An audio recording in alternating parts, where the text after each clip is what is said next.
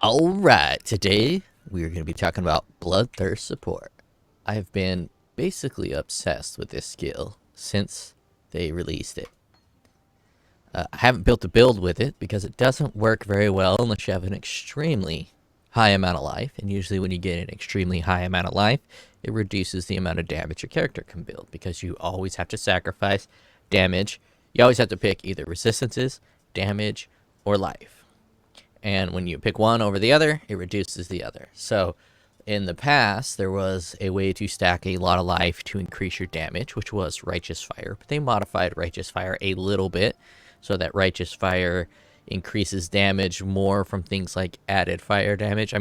Increased fire damage than it does from added life. So you can have a really strong Righteous Fire build with low life. But you can also have a pretty strong Righteous Fire build with high life. But Bloodthirster attempts to apply a damage modifier for maximum life. So I wanted to see how far I could take Bloodthirster and whether or not a life stacker melee build would be viable specifically because of the Bloodthirst support gem. Can you stack enough life to make Bloodthirst be so powerful that it offsets the sacrifice you made to get all that life? I think the answer is yes, if done properly. It's no in my build, but in other builds, I bet you could probably do it if you had unlimited currency and properly specced out and used the most OP skills. Right now, I'm just using Heavy Strike because I don't have a Bone Crusher, but I imagine if you did like a Slayer, Bone Crush, maximum life build, you could probably get it working with Bloodthirst support. But I just wanted to see what would happen if you maximized it. So here I have a build that I took my build in Path of Exile here, which has 1400 life, and I went in here and modified it to give it, I think 2700 life, and just put on Bloodthirster. So I compared Bloodthirst to the next highest, which is Brutality, and I wanted to see the difference of damage. And I have those here on a percent calculator. Bloodthirster goes from 2500 to 25,000 to 56,000 from just Bloodthirst. And that's a 117% increase, while Awaken Brutality only does a 57% increase. So it's twice as strong as Awaken Brutality with 2,000 life. So I do believe if you can manage to get 2,000 life and do a melee build with 117% increased damage, you might be able to make it work. Now, there are a few problems with this. I'm going to run the map. I'm going to run a map and talk about a few of the problems. I tried to build a build to make it work, so I'm missing out on a lot of different items, partly because I couldn't afford them. You have something like the Grand Life Spectrums, which are crazy expensive. Let's take a look here.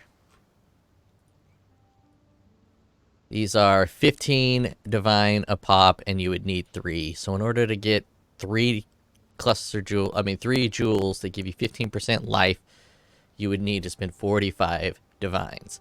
And that's assuming you actually get them here. They're probably more likely in this 18 range. These people probably don't really exist. They're just there to keep the price high. So if I were to whisper to them, they probably wouldn't sell it. And there's only a few for sale. Looking at POE Ninja, the highest life build is 24,000. And in my path of building, I got up to 20,000, which puts me pretty close to the highest. These are all Ascendants, so you can get more life with Ascendants. The highest life jug is 16,000. And I'm pretty close to that with my build. I'm at 14,700. But he's doing a Relic Wand blow up build. And you can't really use Bloodthirst with that. Bloodthirst support. So if we take a look at Bloodthirst support, I think the next highest is like 8,000 or 9,000 life, and that is using Bone Crush. So if we just do Bloodthirst support, 12,000. Okay, it's higher than I thought. And he's using Rage Vortex, so he's probably using that life to pump up his ability to regenerate rage. and he's using leech. So this is probably a damn solid build that is using Bloodthirst support. So this guy's build probably actually works, where mine doesn't really work. He's pathing accuracy. That's an interesting path. He's really capitalizing on the jewel slots. See, he's not even using the grand spectrums because they're just so damn expensive. And he's pathing into crit, so he's building a actually legitimate build, so he's not doing too much sacrificing to get that extra life. I don't know what Secrets of the Suffering is, but his build is probably really good. Or my build is less good, but I have more life, so I'm doing a bit more life sacrificing to get damage, but his damage is obviously going to be vastly superior. So I'm just going to run a quick little map to show some of the downsides of the build I built and why it doesn't work, and how you could possibly make it work. So for mine, I'm running Determination and Grace, and if we can get rid of Grace, it would be great. But I'm running Determination and Grace because I need that evasion chance, because I'm also using this jewel here, Disillusion of Less. If I take this off, I still have 11,000 life, and the build works at 11,000 life. It just doesn't do a lot of damage at 11,000 life. But it does work at 11,000 life. So let's pop in and run it. Obviously, I'm using subpar skills just because I want to be a hipster.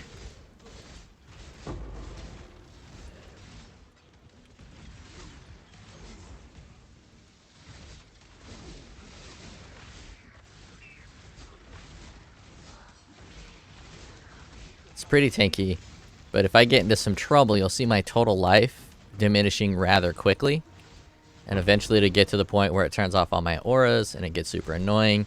And without Grace, that happens extremely fast because I'm taking literally all hits. So if you increase your damage a ton, if you're able to get your damage up enough, like with that Berserker build who's using Rage Vortex, he's probably not getting hit a lot because he's killing everything. But because I'm not killing everything so quickly, I take a lot of damage. But you are quite tanky, and if you can manage to kill the small riffraff who hits you a lot without you evading, you can do pretty well, I imagine. Obviously, if I had higher crit like the other path of POE Ninja guy, I'd be shocking more with this weapon, but my crit chance is super low, so I don't shock very often. I think I'm at 9%. So it kind of works, but obviously the damage is dog shit. But a lot of that is because I'm mostly trying to focus on getting more life and using that life for the damage, because that's kind of the point of Bloodthirst support.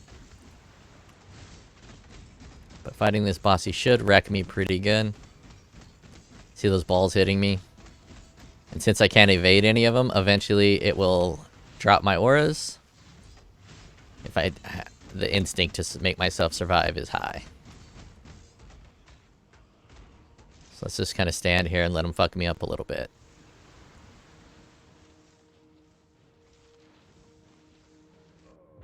Ugh, and he kills me. So a big part of why it doesn't work is that gem. So if I got rid of that gem and put it just in another jewel, the build does work, but the damage is too low because I'm a Juggernaut class and I focus more on life than damage. So I do believe Bloodthirster is a valid option. So now let's take a look at what it actually does on a more realistic build. So this is my actual build. So let's take a look at what Bloodthirster does for Heavy Strike.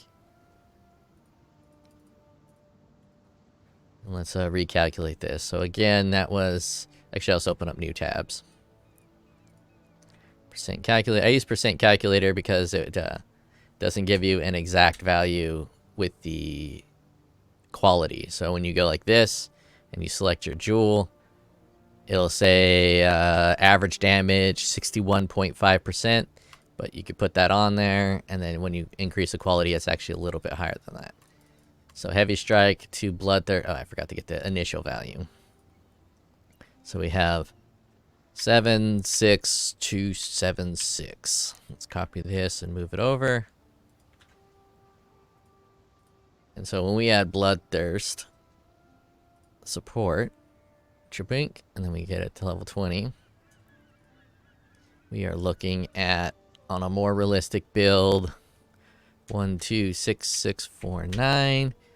Calculate, we are looking at 66% increased damage versus 117 with the 20k life. So going from 14k to 20k, the damage really does start to ramp up there.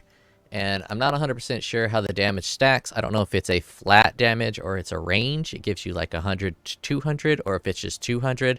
I don't know exactly how the added damage from Bloodthirst works. If it's either way, using one-handers and getting really fast attack speed is probably the way to do it. I'm mostly using this weapon because it has 90 life on it. The Starforge has 90 life, so I'm using that to get more life, and as was the other Berserker guy, using Rage Vortex. So the Rage Vortex actually seems like a solid build. There's quite a few people that are doing it, and they're obviously all using Bloodthirster. So here's a jug that's using Bone Shatter instead of Rage Vortex. So this Bone Shatter jug is doing kind of like I was saying. Oh, and he's using this. He's using this instead of the... he's probably got Shockwave in here. Oh, no, he's doing Impale, not Shockwave.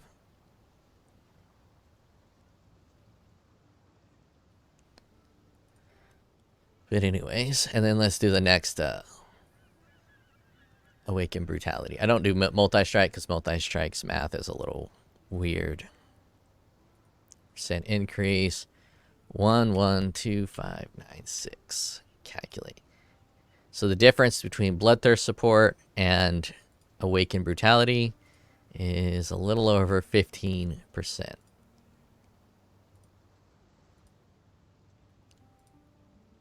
Or a little under 20% if you want to call it that. I think that's all for the build. I just wanted to show like the maximum potential of Bloodthirst support. I don't want to spend the money to increase this very much. The gear I have is already rather expensive. My gear is pretty hot. We have this bad boy here, which adds a ton of life just by itself. This bad boy here adds a ton of life all by itself. The helmet adds a ton of life. We also have this other helmet, which adds a little more life, but given the downsides, it's not as strong as it should be. So we have... Oh, I think I put it up for sale because I was done using it. Done attempting to use it. Yeah. No, I don't have it for sale. It should still be in here. I just gotta see it. I forgot what it looks like because I never used it before. There it is. Wait, nope, that's not it. It looks exactly like that almost. So this one gives you 40% increased maximum life. So if we put this on, I'm at 1473. Oh, it made me unequipped both of these. 15364. So the added life really isn't that big of a deal. And again, you have to balance damage and life in order to make this work properly. I think that's it. That's all I really wanted to demonstrate. Bloodthirst support. If we remove this jewel, the build fully works. Let's just finish that map real quick. Removing that jewel, you lose a ton of life, but it actually works. And by works, I mean the damage is low, but you'll survive. Let's put one of these in. So 11,000. If we pop back in here.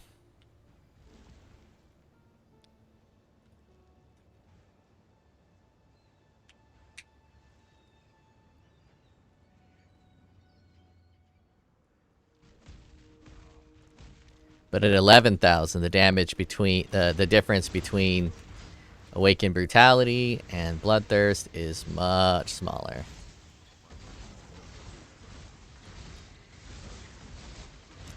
But using this way, you could probably drop Grace. If I really wanted to, I could drop Grace, and I'll probably survive just fine. And then you can put Pride on here. With Pride, you can probably do a lot more damage. because you really don't have to dodge anything.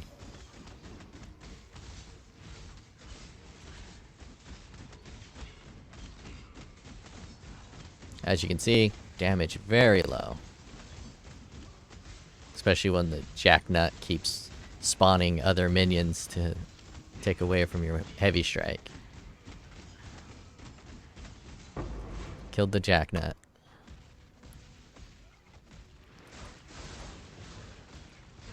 Now, when I was kind of researching this, I was like, oh, those grand life spectrums. I wasn't expecting those to be expensive. I knew the minimum frenzy ones are super expensive. But I was not expecting the lives. I don't know why I wasn't expecting the life ones to be expensive. I guess I didn't think there was a build that used maximum life, but I forgot about the blood explosion build. But as you can see, as a Juggernaut, it's almost a build. And if you switch classes to a Berserker, it is a build. But if you wanted to be ultra tanky, this does work. What is increasing my attack speeds? Oh, I have an aura. I mean, a shrine.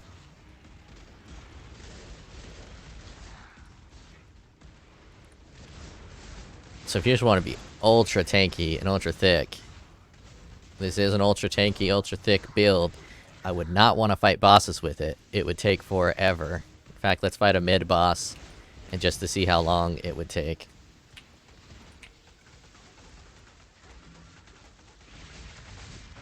Actually, let's take these bombs.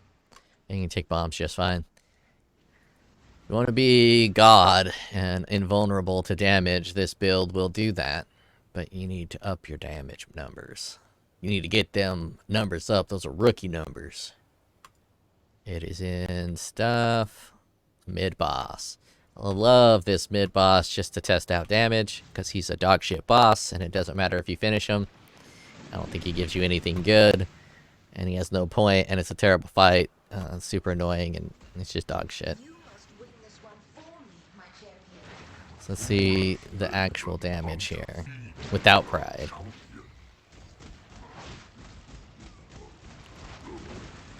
Oh yeah, see, it's not the worst, especially if you get that shock once you finally actually start shocking them a little bit.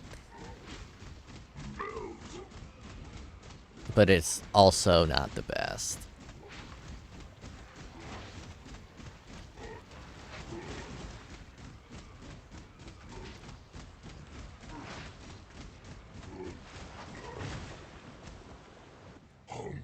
Let's see if I can die. Because I don't think I can teleport out of here. Yeah, portals are disabled. I'm not sure I can die. Oh, wait. I can die. The vines, I think, reduce life regeneration or some shit. So that is this experiment. I think I'm done with it. I'm going to move on to bigger and brighter things. Maybe sell a bunch of this gear. Try to get some of my investment back. I mean, these rings were at least 3 divines a pop. Maybe I crafted one, I think. No, I bought both of these. And you can see from my amulet, the amulet's only here to serve my experiment. Doesn't have any crit chance, doesn't have any crit multi. Another aspect is your accuracy. You cannot get your accuracy high enough to use precise technique. If you can get precise technique, if you can get 11,000 accuracy, bravo to you if you're not doing an accuracy stacker. But in order to get that much accuracy, you pretty much have to be an accuracy stacker or use accuracy support. Then you're losing a whole support gem just for 40% more attack damage. And for a lot of support gems, you can actually get 40% more attack damage for just the gem. That is all. Experimente el dano.